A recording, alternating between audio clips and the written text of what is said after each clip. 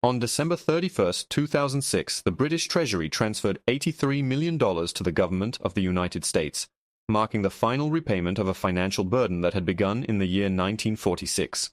With that transaction, Britain closed the account on the Second World War, 61 years after victory had been declared. 3 generations of British citizens had contributed taxes to compensate America for the simple ability to survive Adolf Hitler's assault. Yet what is almost never acknowledged is that this debt was not payment for winning the war at all. It was the price demanded by the United States for Britain's continued participation in the conflict, and the interest payments represented only the surface layer of the extraction. From the year 1940 through 1945, the United States orchestrated the greatest nonviolent transfer of wealth ever recorded.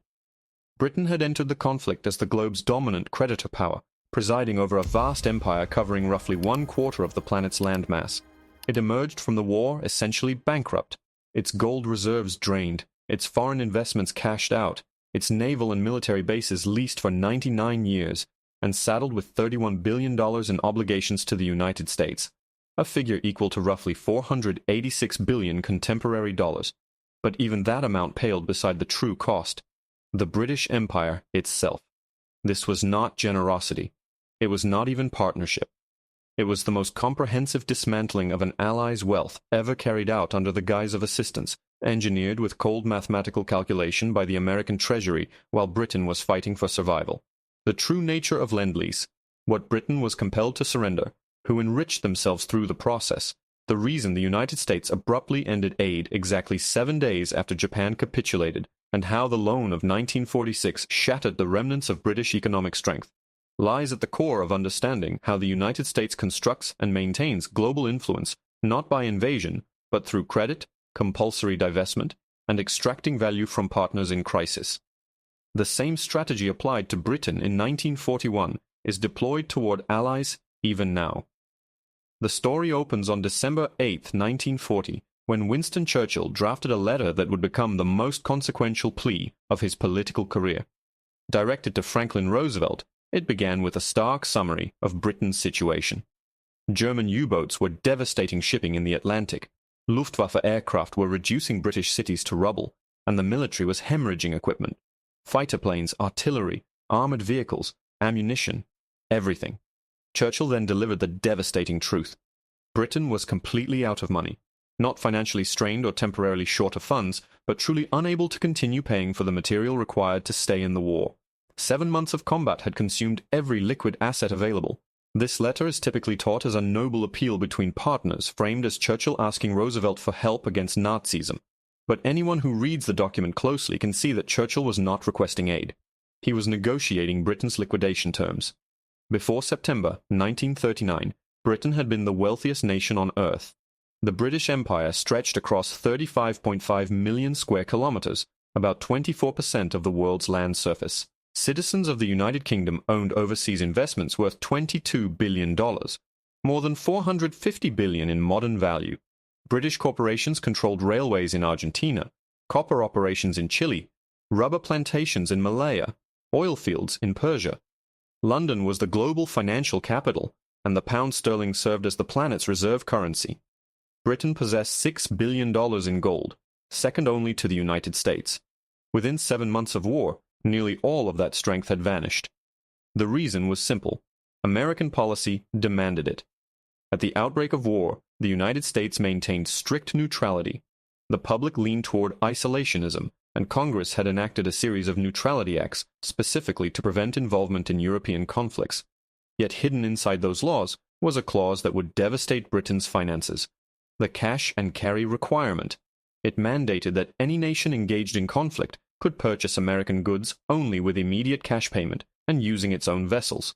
No credit, no loans, no deferred payments. Britain could not refuse. The empire needed American steel, aviation fuel, aircraft, munitions. Factories in Detroit and Pittsburgh were the only source, so Britain began paying. In June 1940, under an operation code-named Fish, Britain dispatched virtually all of its gold reserves across submarine-infested waters to vaults in North America, the greatest transfer of hard wealth in history. $7 billion in bullion and securities crossed the ocean to settle American invoices. By November 1940, the gold was gone, yet the need for supplies only increased. The British Purchasing Commission informed London that no funds remained. Britain was 7 months into a war expected to last years, and it had already exhausted everything. This moment marks the beginning of Lend-Lease mythology. Popular narratives claim Roosevelt wanted to support Britain, but lacked domestic political backing, so he invented a program where equipment would be loaned and returned after the fighting. Roosevelt popularized the idea using a homespun metaphor. If your neighbor's house is burning, you lend him your garden hose. You do not send him an invoice. A charming story. Entirely misleading. The reality was that Lend-Lease emerged from private negotiations between the United States Treasury and British representatives who had no leverage left, with the key American figure being Treasury Secretary Henry Morgenthau Jr., one of Roosevelt's closest advisors. Morgenthau did not intend to lend anything until he had verified that Britain had nothing left to sell. Before Lend-Lease legislation even reached Congress, Morgenthau demanded a comprehensive audit of every financial asset held by the British government and by British citizens worldwide. At a moment when London was under nightly bombardment and the Atlantic lifeline was collapsing, the condition for American help was that Britain expose its entire imperial balance sheet to Washington and demonstrate absolute depletion. The British delegation, led by Sir Frederick Phillips, was stunned. Phillips argued that Britain had already surrendered its gold and that liquidating long-term investments during wartime would produce catastrophic losses. Assets that took a century to build would be sold for a fraction of their worth. Morgenthau refused to relent. His view was unequivocal. As long as Britain held assets in the United States, American taxpayers would not fund their war effort. Sell everything first, assistance would follow later. Through early 1941, suspicions in Congress grew. Isolationist lawmakers accused Britain of feigning bankruptcy to manipulate America into underwriting its war. Morgenthau needed an unmistakable demonstration that Britain was truly destitute. He found it in the American Viscose Corporation, the largest rayon and artificial silk manufacturer in the United States, owned by the British firm Courtaulds. Valued at over $100 million and generating $10 million a year in dividends for Britain, it was a prime target. Morgenthau demanded that Britain seize the firm and sell it immediately, depositing the proceeds into the United States Treasury. British negotiators objected furiously. Selling such an enterprise under pressure in wartime amounted to financial suicide. Morgenthau issued a blunt ultimatum: sell American viscose or Lend-Lease will fail in Congress. On March 15, 1941, the British government, invoking emergency powers, forcibly took over American viscose and turned it over for sale. American bankers, fully aware that Britain had to sell at any price, drove the valuation down to $54.4 million, roughly half its real worth. The Treasury in London compensated Courtaulds in pounds, expanding Britain's internal debt, while every dollar from the sale flowed directly into the United States Treasury. It was not cooperation, it was foreclosure, and this was merely the opening act. Morgenthau compelled Britain to liquidate roughly $650 million worth of American securities held privately by British citizens, along with nearly every significant British stake in American industries. By mid-1941, Britain had sold over $1.1 billion in American investments, equivalent to more than $22 billion today. Only after this massive divestment did Lend-Lease funds begin arriving. But the indignities extended far beyond financial holdings. Months before Lend-Lease, Britain had negotiated the Destroyers for Bases agreement. Desperate for escort ships to counter German submarines, Britain requested American assistance. Roosevelt offered 50 obsolete First World War-era destroyers that the United States Navy had mothballed, aging vessels of marginal use. In exchange, the United States received 99-year leases on strategically essential British bases in Newfoundland, Bermuda, the Bahamas, Jamaica, St. Lucia, Trinidad, Antigua, and British Guiana. In other words, Britain surrendered the defensive infrastructure of the Western Hemisphere for half-century-old ships barely fit for service. These bases formed the backbone of America's future military dominance across the Atlantic. Britain relinquished them under duress. When Congress passed the Lend-Lease Act on March 11, 1941, the public was told it was an act of generosity, the arsenal of democracy, providing $31 billion in aid to Britain over 4 years. But the word lend was literal. Every item sent carried the expectation of settlement. Hidden within the agreement was Article 7, the clause that would dismantle the British Empire's economic foundation. Article 7 required that, in exchange for assistance, Britain must abandon all discriminatory trade practices after the war, a polite phrase referring to the imperial preference system. Imperial preference had protected British industry for decades by ensuring that goods from the United Kingdom enjoyed favorable tariff treatment across the empire. Article 7 demanded its abolition, obligating Britain to open colonial markets to American competition. British negotiators knew this meant economic annihilation for the empire, yet with bombs falling and shipping lanes collapsing, they signed. As the conflict intensified through 1942, 1943, and 1944, the wealth shift accelerated. American factories multiplied output, and the United States economy expanded by roughly 75% during the war. British factories, however, converted entirely to war production and ceased exporting consumer goods, ceding global markets to American companies permanently. Britain believed that once the war ended, its sacrifice would be recognized. That belief was shattered abruptly. On August 15, 1945, Japan surrendered.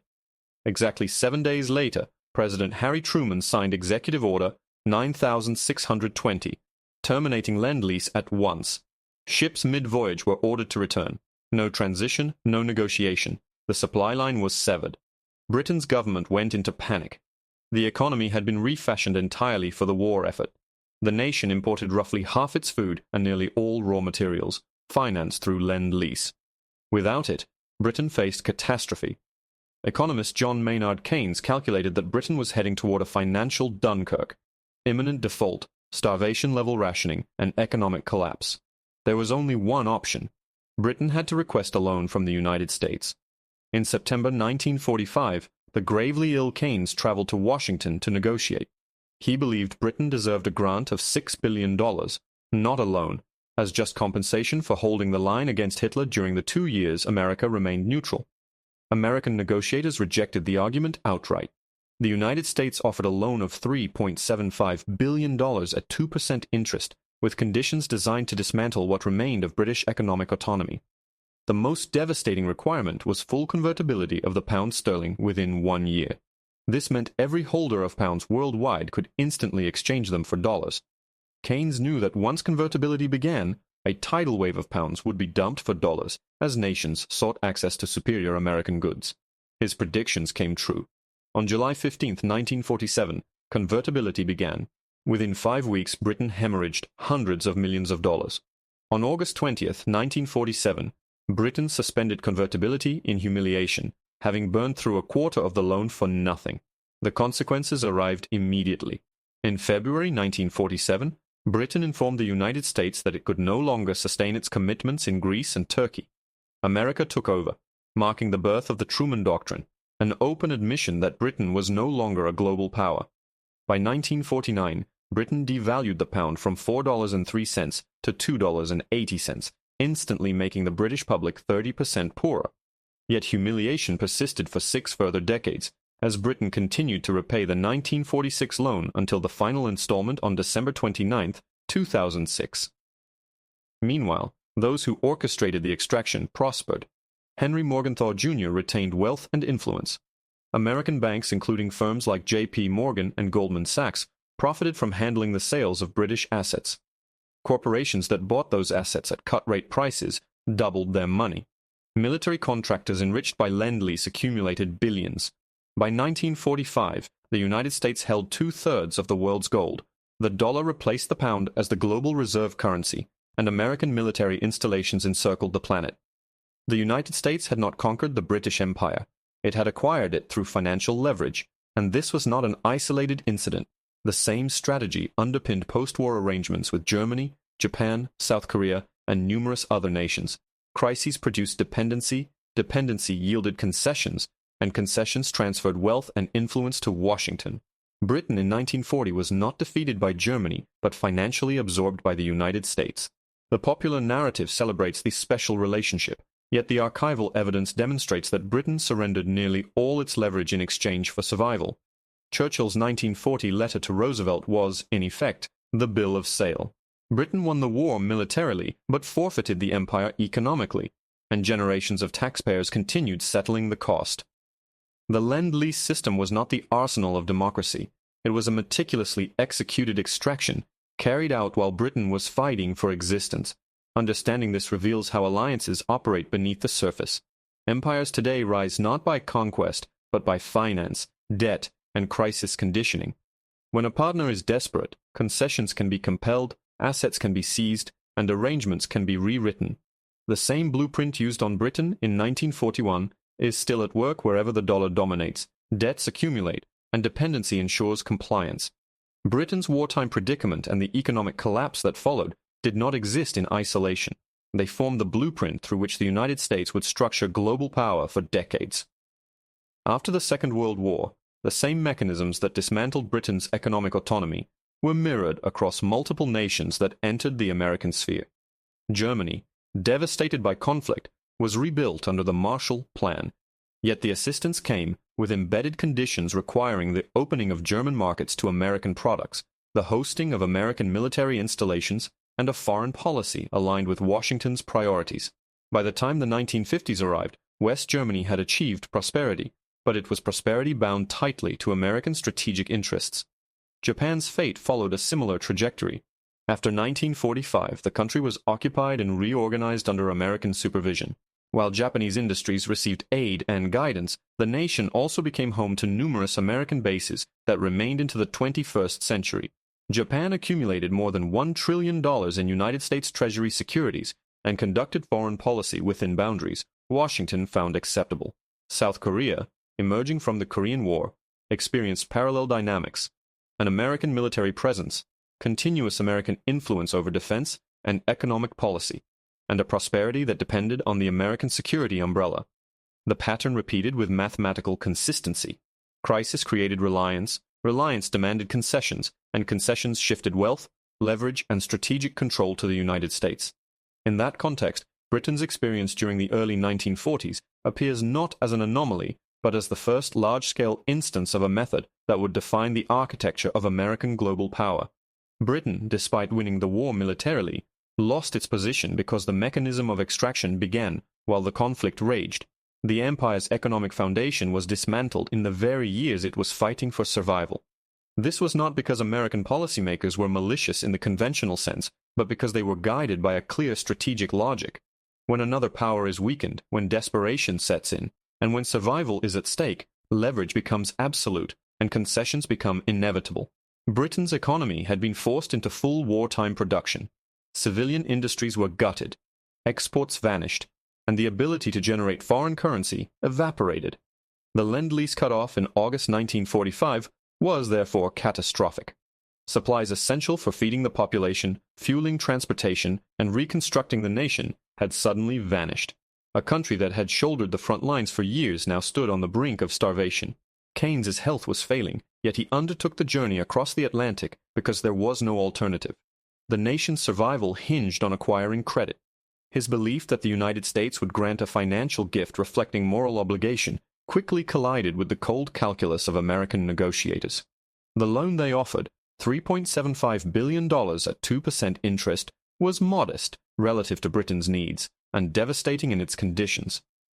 Sterling convertibility, the central requirement, demolished the entire system Britain had built to manage its imperial economy. During the war, Britain had accumulated vast sterling balances across its colonies and dominions. Nations such as India, Australia, and Egypt possessed large amounts of British currency, but were restricted from exchanging it for dollars, meaning they had to spend their balances on British goods. This arrangement kept British factories active and ensured continued demand for British exports. The American demand for convertibility opened the floodgates.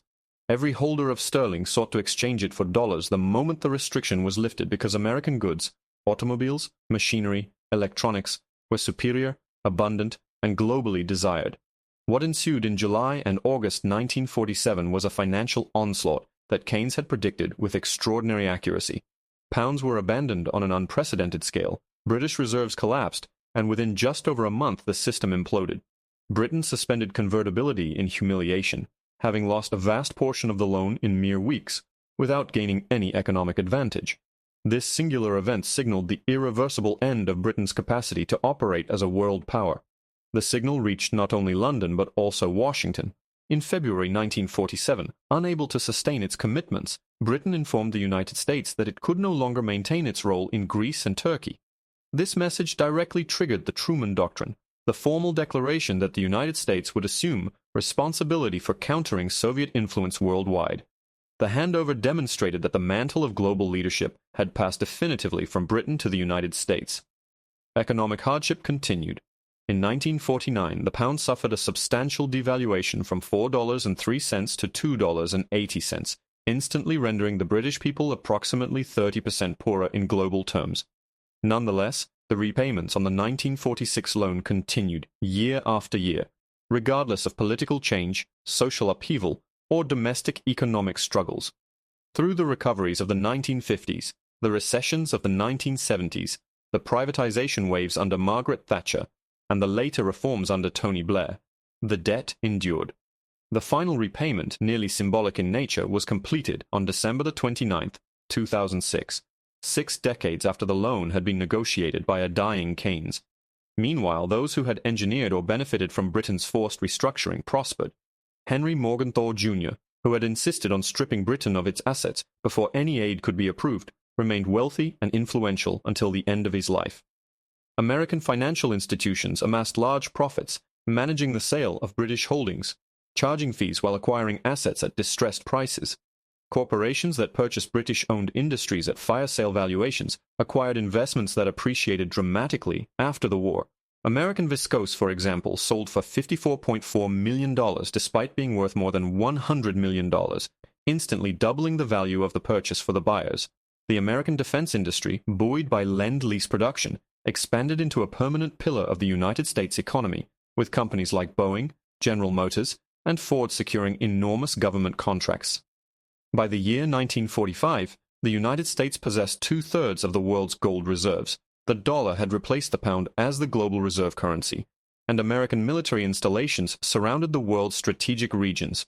Without firing a shot at Britain, the United States had effectively purchased its empire through financial leverage and contractual control. The liquidation of Britain's wealth under wartime conditions became a model for future American strategy. Nations in crisis became nations subject to American economic architecture. Britain, Germany, Japan, South Korea. The pattern of dependency, concession, and alignment emerged each time, shaping the geopolitical order that persists. The lesson extends beyond the Second World War. It demonstrates how alliances between great powers truly function. Behind diplomatic language lies a structural reality. When one nation becomes desperate enough, the other gains the power to rewrite the terms of the relationship entirely. Churchill's letter of December 1940, in historical hindsight, was not merely a request for partnership, but an admission that the empire could be traded for survival. Britain prevailed militarily against Hitler but suffered a strategic collapse in the process. From that point onward, the United Kingdom was no longer an autonomous force in global affairs, but a state tethered to American economic and military systems. The mythology of wartime unity obscures a deeper truth. Britain gave up everything to endure the war, and America acquired everything through the mechanisms of debt, credit, and economic conditionality. Understanding this does not require cynicism toward the United States or romanticism toward Britain. It simply demands recognition of how power operates in the modern world. Empires are no longer forged by territorial annexation, but by financial systems, military agreements, and the exploitation of crisis. When an ally is nearly collapsing, when the options narrow to one, that is when the decisive leverage is exercised. Britain's experience from 1940 to 1947 reveals an uncomfortable reality. Global leadership often changes hands not on the battlefield, but in the accounting ledger. What happened to Britain is the archetype of how influence is acquired. The United States emerged as the superpower not merely through strength, but through the systematic absorption of its allies' assets. And the mechanisms refined during those years remain central to American strategy today, where the dollar's status as reserve currency, the global demand for United States Treasury bonds, and the extensive network of American military bases ensure that dependency continues wherever American interests require it. The legacy of these events reaches far beyond the mid-20th century, shaping the world that followed and the alliances that still define contemporary geopolitics. What happened to Britain was not an aberration born of wartime chaos, but the prototype of a broader American strategy that would later bind numerous nations to Washington's economic and military systems. After the collapse of British financial independence, the United States perfected a model of influence based not on overt subjugation, but on conditions embedded in aid, loans, currency arrangements, and military commitments. In the decades after the war, this model proved remarkably adaptable. Nations traumatized by conflict or destabilized by political upheaval regularly turned to the United States for assistance, and in each case the principles established during Britain's struggle shaped the terms. The United States provided resources, but always in exchange for structural concessions that guaranteed American strategic advantage. The crux of the British experience was the realization that economic need becomes a form of soft surrender. Desperation grants leverage to the creditor, and leverage becomes the mechanism through which long-term control is exercised. In Britain's case, every step of the wartime negotiation made the empire more vulnerable. Cash and carry drained its gold. The liquidation of investments shrank its global footprint. The destroyers for bases deal surrendered strategic terrain. Article 7 dismantled imperial trade protections, and the 1946 loan ensured that for 6 decades Britain's economic policy would be shaped by obligations to its creditor. The humiliation of the 1947 convertibility crisis became the defining signal to the world that Britain's era had ended. Every nation watching recognized that the mantle of global power had shifted decisively. The Truman Doctrine, announced after Britain withdrew from Greece and Turkey, publicly acknowledged this. It declared that the United States would assume responsibility for containing Soviet influence and thereby formalized America's role as the new guardian of Western interests. Britain's retreat from global prominence was complete, yet, at the same time, it was masked by the rhetoric of partnership.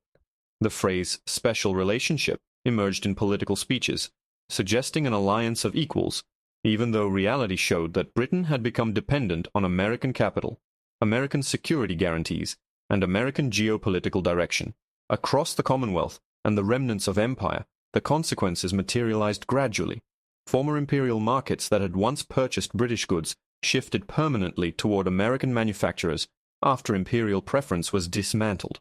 British companies, unable to compete with the scale and efficiency of American industrial production, lost their foothold in Latin America, Africa, Asia, and the Middle East. Currency weakness continued to erode Britain's global spending power, and each devaluation locked the United Kingdom deeper into a position of subordinate influence. Meanwhile, the American economy expanded without interruption. The dollar's status as the global reserve currency meant that nations across the world now required access to dollars for trade, giving the United States unparalleled monetary leverage. American Treasury bonds became the world's safe asset, allowing the United States to borrow at low cost while other nations absorbed the risk. Military installations established during wartime or acquired through strategic agreements granted Washington durable power projection capabilities. The transformation of global power after the war thus followed a pattern with eerie resemblance to the British case. In Germany's reconstruction, American capital arrived with non-negotiable demands that opened markets to American goods while embedding American military presence. In Japan, American supervision reshaped the constitution, economy, and security doctrine, creating a stable yet dependent partner whose prosperity was inseparable from American interests.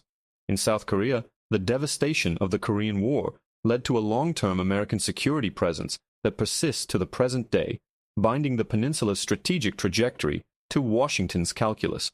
Time and again, the United States demonstrated that influence flowed smoothly through financial architecture. The stronger the dependency, the stronger the control. Britain, however, was the template. Its wartime need provided the opening for an unprecedented transfer of wealth, one that dismantled the economic structure of the largest empire in human history. What made the British case unique was the scope of the extraction.